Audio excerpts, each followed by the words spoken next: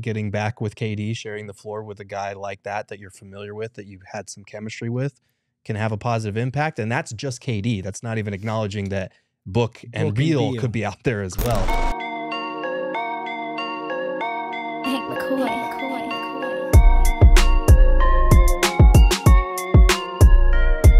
One thing I did want to add is there's the Kevin Durant dynamic that, you know, he was a teammate with KD for a little bit there in Brooklyn, and his numbers with KD versus without KD are pretty different.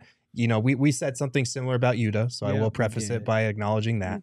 But if you look at his numbers pre-KD injury, he was putting up 9.5 points, about 5 rebounds, 4 assists, 1.5 steals plus blocks. He was shooting about 41% overall, 42% from 3, and he was getting about almost 5 wide open threes per game. Since KD left in Brooklyn, the numbers have dropped to under 8 points, about 5 rebounds, 3 assists, about 1.3 stocks.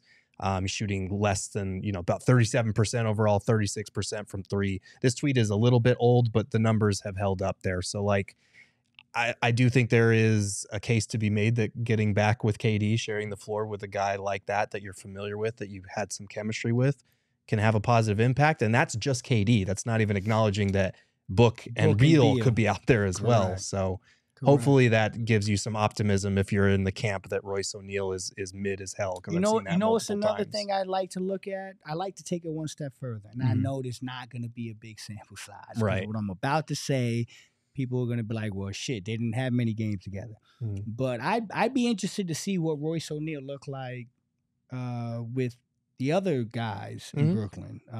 Kyrie. James Harden, KD, right? Because that's kind of what he's coming into here. He's coming into another big 3, and I'm interested to see if, you know, what he looked like with that big 3, although we already know that big 3 only played like an X amount of games. Yeah, so don't worry, I can do the math by hand. There wasn't that many games. It wasn't that many games. I will say this too. I don't want to kind of shit on the rest of these guys on this team. I want to say this. We talked about the big 6 being Book, Beal, KD, Grayson Allen, Gordon, and Nurk.